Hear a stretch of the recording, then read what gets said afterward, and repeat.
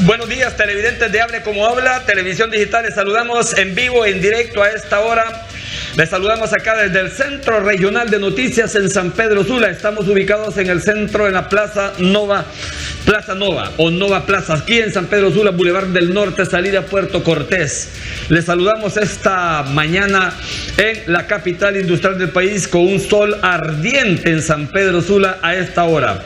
Listos, preparados para, en la actualidad de HCH Televisión Digital, hoy tocando el tema que tiene que ver con las elecciones internas de los partidos, Partido Nacional, Partido Liberal y Libertad y Refundación. Y en HCH Televisión Digital, en el balance informativo y noticioso, dándole cobertura a todos los precandidatos de estos institutos políticos que buscan la candidatura oficial para participar en el próximo proceso electoral en noviembre del presente 2021.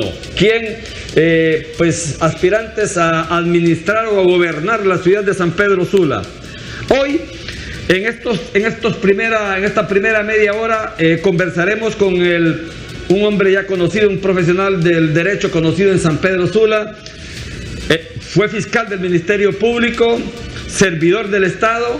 Hoy busca servirle al Estado o servirle al pueblo a través de la política. Nos referimos al abogado Osmar Mengíbar, el abogado Osmar Mengíbar del Partido Libertad y Refundación. Él va representando en este proceso interno de este mes de marzo, el 14 de marzo, el 18, tengo entendido. 14 de marzo. El abogado Mengíbar representa 3 movimientos. Movimiento 28 de junio, Pueblo Organizado en Resistencia y el FRP, que significa Fuerza de Refundación Popular. Esos 3 movimientos en este proceso interno. Abogado Osmar Mengíbar, un placer tenerlo aquí en la actualidad de HCH Televisión Digital para que los sanpedranos conozcan sus perspectivas, su visión de llegar a ser el candidato de Libertad y Refundación para buscar la administración de San Pedro Sula. Buenos días. Buenos días, Ernesto. Un placer saludarle y un gusto estar aquí en su programa para comunicarnos con los sanpedranos y las sanpedranas. Hemos aceptado este reto porque efectivamente es un reto grande gobernar esta ciudad, que realmente está en una situación muy precaria. Yo creo que el sanpedrano que tiene ese sentimiento por esta ciudad y el orgullo de vivir y haber nacido en esta ciudad, yo creo que tiene un poco golpeada la autoestima, porque realmente la alcaldía de San Pedro Sula ha abandonado esta ciudad. Yo creo que si una característica nosotros debemos destacar de lo que ha sido este gobierno, hace ya 8 años casi, sí, es precisamente el abandono en el que están los pobladores y las necesidades de la gente de San Pedro Sula. Uno va por cualquier lugar populoso de San Pedro Sula, puede ser Chamelecón, puede ser Rivera Hernández, la Satélite, que es un poco más céntrica, y uno lo que ve es la ausencia absoluta de la alcaldía, las calles destruidas, no hay esperanza para la gente. El problema de seguridad en San Pedro Sula es realmente cada vez más grave, pese a que ya prácticamente la ciudadanía y el propio gobierno local prácticamente ha naturalizado y ha normalizado esa situación, aceptando que hay lugares aquí en San Pedro Sula en los que no se puede entrar, y ya simplemente se acepta como normal. Si usted se somete a las reglas que han impuesto esos grupos de poder criminal que han tomado el control de estos territorios, si usted acepta sus reglas, pues todo está bien. El problema es que se ha perdido la libertad y se ha perdido la libre movilidad de la gente. Andando en esta actividad política, nos hemos encontrado con lugares en los que la gente nos acompaña hasta ciertos lugares y nos dice: mire, abogado, de aquí ya no podemos pasar, allá lo van a esperar otros compañeros y ahí puede avanzar, porque yo soy de este otro lado y si a mí me miran en ese sector puedo tener problemas. Pero lo dicen así como muy tranquilos, con mucha naturalidad. Con mucha naturalidad. Entonces digo, es terrible que el gobierno de la República, que el propio gobierno municipal hayan aceptado ya esa situación, y de hecho la alcaldía hay lugares a los que no entra, y en parte se justifica de por qué no lleva obras a esos lugares, porque dice, es que ahí no se puede entrar, y como no se puede entrar, pues que se friegue la gente, ¿verdad? Entonces yo creo que hay que recuperar la convivencia ciudadana, hay que recuperar la seguridad y hay que recuperar el orgullo de ser sanpedranos. De eso se trata nuestra candidatura, de dedicar el gobierno a la gente. El gobierno municipal en San Pedro Sula por décadas se concentra en cierto sector de San Pedro Sula, un sector que no es que no necesita de la presencia y el gobierno municipal, pero tiene resuelta la mayoría de sus necesidades básicas. Hay un sector de San Pedro Sula que en apariencia está desarrollado, no tiene mayor necesidad de intervención municipal, pero ese es el sector más reducido de la población, el grueso de la población, la mayoría de la población, que es por quien tiene sentido la existencia de un gobierno en un sistema democrático. Esa gente está en absoluto abandono y a eso nos pensamos dedicar, un gobierno para la gente con sentido humano, una ciudad humana, solidaria, y yo creo además que necesita recuperar la alegría de una ciudad próspera como San Pedro Sula. Abogado, con este análisis que usted nos ha hecho, cómo está la ciudad de San Pedro Sula, esto es indicativo que los sanpedranos nos hemos vuelto permisibles en ese aspecto, que ya prácticamente no le exigimos a las autoridades, o que no nos importa ni nos interesa el desastre con que se pueda estar gobernando la ciudad en este momento. ¿Usted en la ciudad de San Pedro Sula? Yo creo que sí, bueno, han contribuido varios factores, ¿verdad? Por ejemplo, el año pasado fue un año muy especial, eso tenemos que reconocerlo. Por lo de la pandemia hubo una parálisis de la economía muy sensible. O sea, yo creo que si en un lugar se sintió severamente el golpe de la parálisis, fue precisamente San Pedro Sula, porque aquí es el corazón del Valle de Sula, y el Valle de Sula le aporta al país más o menos el 60% del Producto Interno Bruto. Y evidentemente, si se paraliza San Pedro Sula, el golpe para la economía nacional irradia a todo el país. Y eso tenemos que reconocerlo. Y luego lo del huracán, los huracanes ETA y IOTA, fue un golpe que vino a acentuar esa crisis. Pero indistintamente de eso, lo cierto es que tenemos un gobierno indiferente, y esa indiferencia se vio mucho más cuando los huracanes. Era un espectáculo deplorable ver la gente, por ejemplo, debajo de los puentes, gente que perdió su casa, que perdió el lugar donde vivía y se ha ido a vivir debajo de los puentes. Y la alcaldía no ha tenido ni siquiera el mínimo gesto de humanidad para ir y visitar siquiera y constatar en qué condiciones está esa gente.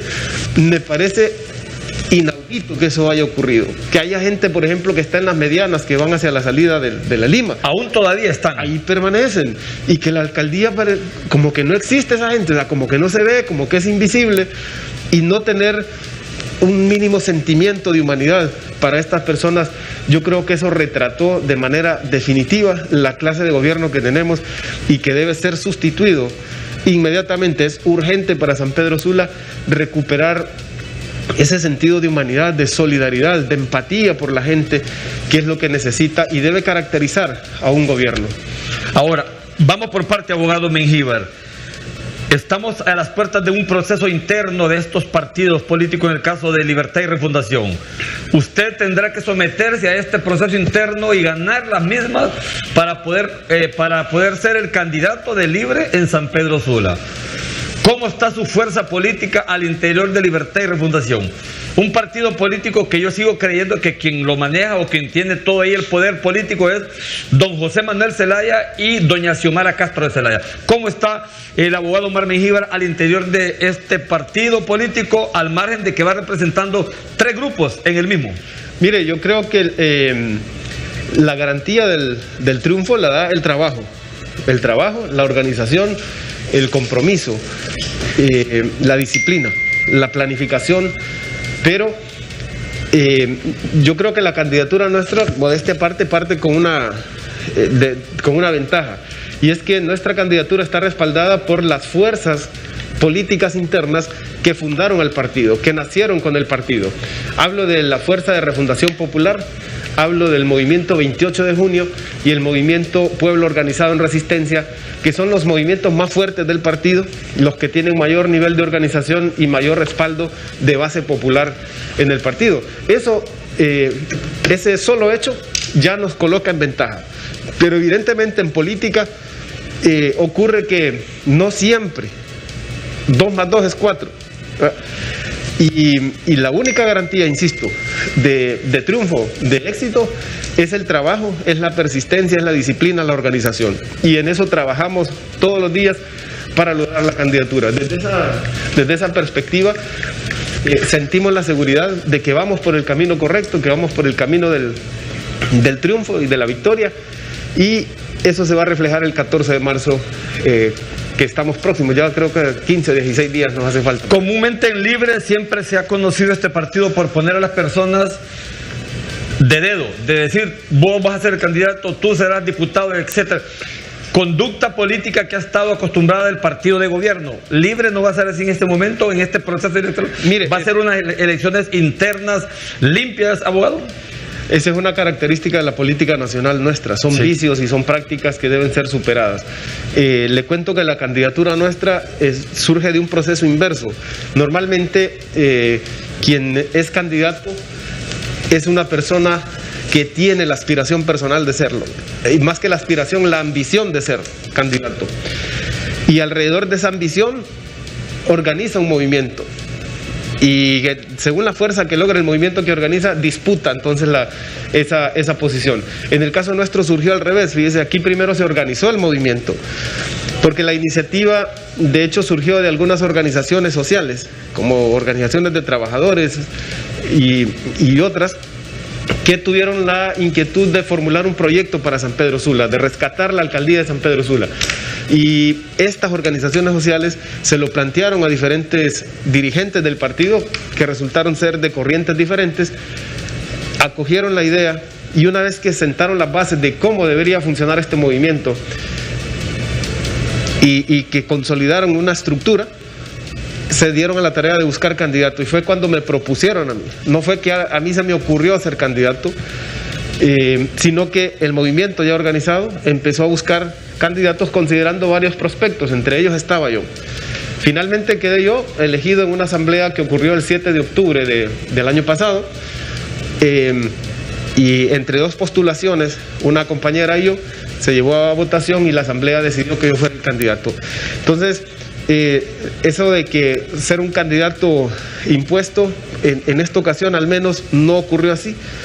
Es una candidatura que nace de la base, y para mí eso me llena de satisfacción, porque es la primera vez que incursiono en política electoral, y haberlo hecho de esta manera, por lo menos a mí me da la solvencia de plantearme ante la comunidad, ante los sanpedranos, como una opción diferente, que vengo de un movimiento que tiene una práctica diferente, pretendiendo romper la política tradicional. ¿Tiene usted, abogado Omar Mengíbar, siendo usted el candidato oficial, después del proceso interno de Libre de ser el candidato a la alcaldía de San Pedro Sula, tiene usted una visión, abogado, un panorama amplio, problemas torales, problemas específicos, obras específicas de la ciudad de San Pedro Sula? Mire, el problema fundamental que nosotros identificamos es un problema humano, en el sentido de que está abandonada la gente de San Pedro Sula. Una prioridad para nosotros es resolver o atender de manera eficiente, responsable, el tema de las inundaciones, por ejemplo. Ese es un problema permanente de San Pedro Sula, en el que miles de familias resultan afectadas, como quedó visto cuando pasaron los huracanes ETA y OTA.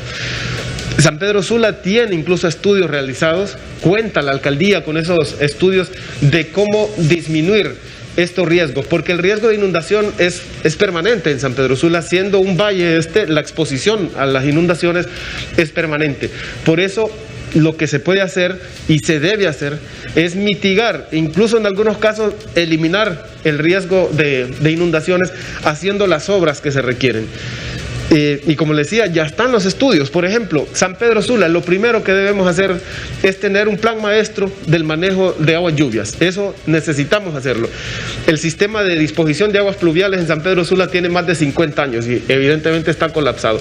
Nosotros tenemos que revisar, rediseñar ese sistema. Pero es fundamental que San Pedro Sula, siendo la alcaldía mayor del área metropolitana del Valle de Sula, retome el liderazgo de la Comisión del Valle de Sula. Y bajo ese liderazgo es importante construir, por ejemplo, la represa El Tablón sobre el río Chamelecón. Eso contribuirá a contener las aguas que finalmente vienen a producir las inundaciones. Más afuera de San Pedro Sula se debe contener las aguas del río Chamelecón con las represas de Los Llanitos y Jicatuyo. Pero acá dentro, en San Pedro Sula, nosotros vamos a construir los colectores de agua que necesita San Pedro Sula. Ese problema se resuelve construyendo los colectores de agua. Son alrededor de unos 25 o 30 colectores de aguas instalados en puntos diferentes de la ciudad que ayudarían a mitigar eso. Y yo siempre pongo el ejemplo de que un colector le cuesta unos 140 o 150 millones de lempiras. Ese valor es lo que cuestan esos puentes que está construyendo la alcaldía actualmente con el proyecto Siglo XXI.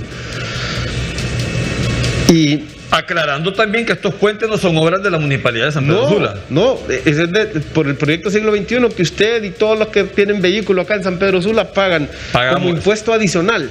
Fíjese que es una buena observación la que hace usted, porque la alcaldía municipal tiene su presupuesto ordinario para infraestructura y no ha habido nada de construcción, nada de infraestructura del renglón del presupuesto municipal destinado para infraestructura. Nos preguntamos qué ha pasado con ese dinero, qué se ha hecho con esa plata, con los impuestos que pagan los sanpedranos para la construcción de esas obras. Las obras físicas que hemos visto han sido de proyecto del siglo XXI, que no es del presupuesto ordinario de la alcaldía y que viene también, como dice usted, no es ejecución directa de la alcaldía municipal. Por eso le insisto en la idea que esta alcaldía ha mantenido en el abandono a San Pedro Sula y a la gente de San Pedro Sula, que es lo más importante. Pero yo le decía, para mí, desde la perspectiva humana, es más importante construir un colector que construir un puente. Un colector salva vidas, un colector salva la vivienda, salva las pertenencias de la gente que las pierde cuando ocurren esas inundaciones y le toca salir corriendo si es que no pierde la vida. Entonces, si le damos un enfoque humano a la problemática, vamos a ofrecer soluciones humanas. Nos proponemos construir lo que esté en nuestra capacidad, porque una cosa es importante destacar: no sabemos cuál es la situación financiera de la alcaldía. Asumimos que es dramática, porque por información extraoficial entendemos que la deuda que tiene esa alcaldía es superior al presupuesto total anual con que opera la alcaldía. Por lo tanto, lo primero que vamos a hacer al llegar a esa alcaldía va a ser ordenar una auditoría financiera para determinar cuál es la situación real de las finanzas de la alcaldía, y a partir de ahí, eso nos llevará al menos unos 90 días. Los primeros 100 días los vamos a dedicar a eso. Una auditoría financiera y una auditoría de personal de la alcaldía. Cuando tengamos claro ese panorama, empezaremos a priorizar las obras que necesita San Pedro Sula. Y una de esas obras que vamos a priorizar es la construcción de esos colectores, porque San Pedro Sula necesita ponerle solución a ese problema de las inundaciones.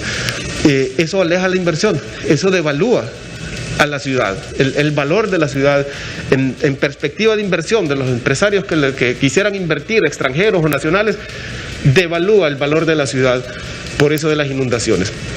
Entonces hay que atacar ese problema, y esa es una prioridad de nuestro gobierno, que planteamos para nuestro gobierno.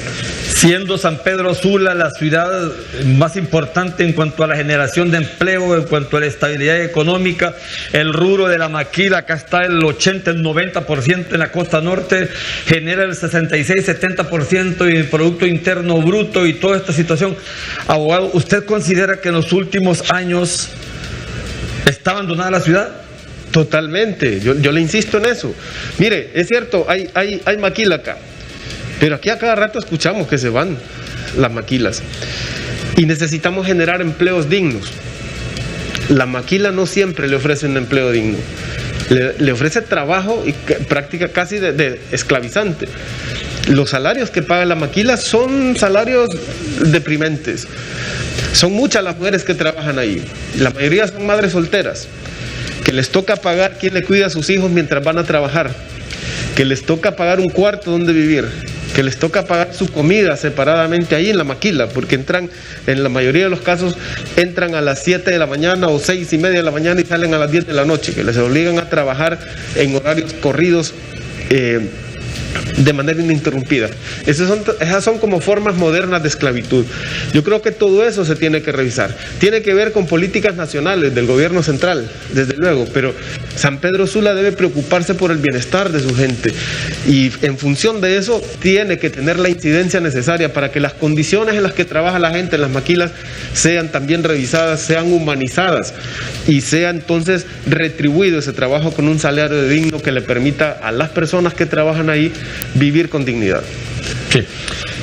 Usted ya fue un hombre que estuvo en el empleo público, si podemos utilizar el término, fue fiscal, estuvo con el Ministerio Público acá en la Costa Norte.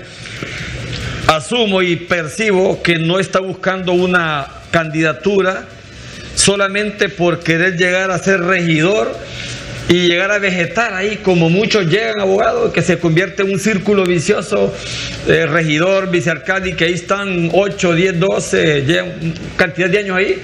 El abogado Omar Mengíbar realmente quiere algo mejor, quiere algo bueno para San Pedro Sula. Mire, nos hemos metido en esto con el firme propósito de avanzar y llegar al objetivo que es lograr la alcaldía de San Pedro Sula. Porque queremos aportarle junto con el equipo que trabaja junto a mí en este proyecto de la candidatura para la alcaldía de San Pedro Sula, queremos de verdad hacer un trabajo que incida en la calidad de vida de la gente, que transforme la vida de la gente, que mejore radicalmente las condiciones de vida de la gente. Y eso solo lo podemos hacer si tenemos en primer lugar el propósito firme, determinado, de llegar a la alcaldía como alcalde. Ese es el propósito de nuestra candidatura, llegar a la alcaldía para dirigir el gobierno municipal. Desde luego eso lo va a decidir el pueblo en las urnas y habremos de aceptar la voluntad popular si no nos favorece. Pero el objetivo nuestro es llegar a la alcaldía y con ese propósito trabajamos, llegar para dirigir la alcaldía como alcalde de San Pedro Sula. Y con ese objetivo tenemos el respaldo del equipo, todo el equipo que trabaja, estamos enfocados en eso y estoy seguro que al salir avante con la candidatura después del proceso del 14 de marzo, el partido igualmente enfocará todo su respaldo para que por primera vez el Partido Libre, Libertad y Refundación dirija la alcaldía más importante del país. Con ese objetivo trabajamos. Como miembro, como simpatizante, como integrante del Partido Libertad y Refundación, una pregunta en aspecto general, abogado. ¿Es el momento coyuntural para que Libertad y Refundación asuma el mando para que logre llegar al poder, hablando ya como partido político? Mire, yo creo que las condiciones objetivas están dadas, en el sentido de que hay un gobierno dirigido por el Partido Nacional que está por cumplir 12 años, desde que Porfirio Lobo Sosa asumió el poder en 2016 con el Partido Nacional. Y han sido 12 años por cumplirse de abusos, de corrupción desmedida. Jamás habíamos tenido un gobierno que tuviera tanto señalamiento, no solo interno.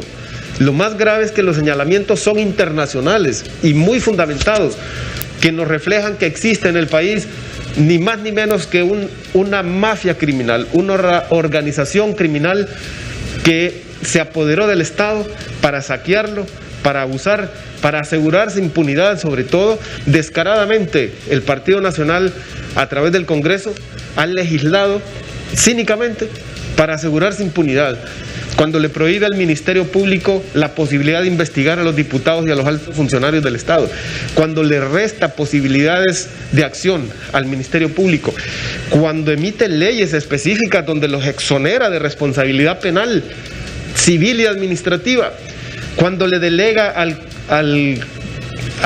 Tribunal Superior de Cuentas facultades que de acuerdo con la Constitución le corresponden al Ministerio Público. Lo que vemos es la determinación cínica, descarada, de asegurarse impunidad.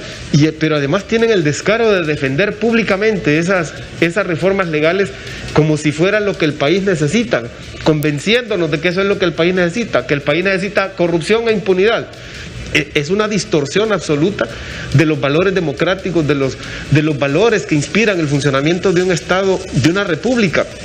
Entonces eso nos provee, digamos, las condiciones objetivas. La gente ha entendido y captado perfectamente cuál es la clase de gobierno que tenemos y de la necesidad de que sea sustituido ese gobierno. Ya luego las condiciones subjetivas tienen que ver con la capacidad que pueda tener esta fuerza política, el Partido Libre, de organizarse adecuadamente, de trabajar con unidad, porque eso se necesita.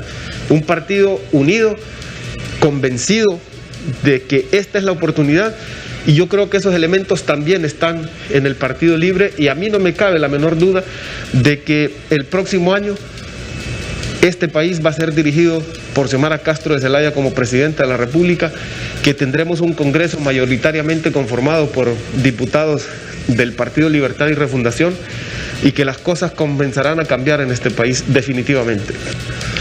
Retomemos el tema de San Pedro Sula. Ya estamos al cierre de esta comparecencia con el abogado Omar Mengíbar, precandidato de Libertad y Refundación. Abogado Omar Mengíbar, San Pedro Sula, ¿qué relación o cuál sería usted su vínculo con el sector empresarial para formar ese dúo, ¿no? De generar empleo? Sí. Municipalidad, sector empresarial. Mire, definitivamente la fuente generadora de empleo es la empresa privada, de eso no hay duda. Así funciona el sistema, esas son las reglas del sistema.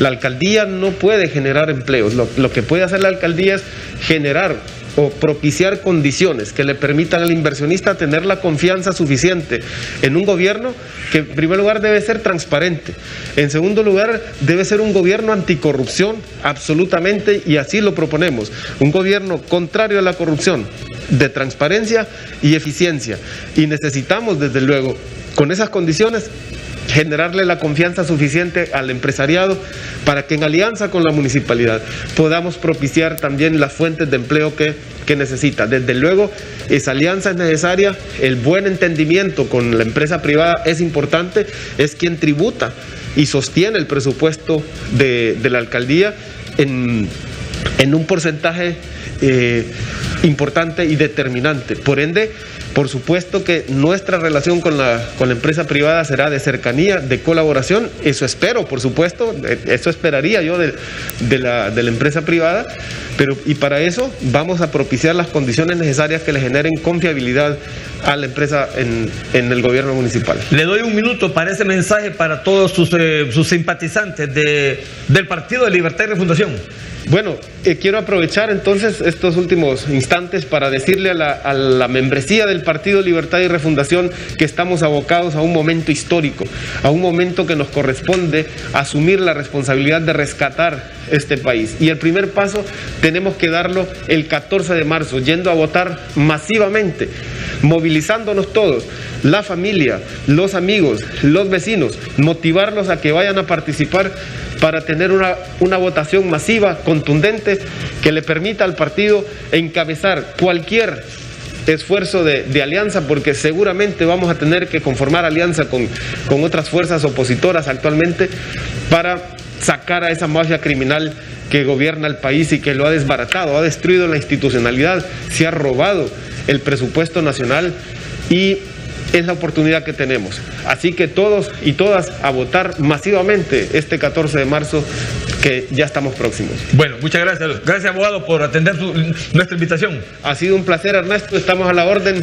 Encantado de haber compartido con su público. Bueno, muchas gracias, abogado Omar Mengíbar, precandidato de los Movimiento 28 de junio, Pueblo Organizado en Resistencia y FRP del Partido Libertad y Refundación, que está listo, está preparado, dice, para este proceso interno de Libre el próximo 14 de marzo, del presente mes, del marzo, que ya vamos a ingresar a ese mes. Vamos a una breve pausa de publicidad. Cuando regresemos estamos ya con el invitado, el abogado Luis Ortiz. Él es el precandidato del Partido Liberal por el movimiento del señor Luis Zelaya, siempre buscando la alcaldía de San Pedro Sula. Pausa, ya volvemos en instantes en Actualidad de HCH Televisión Digital.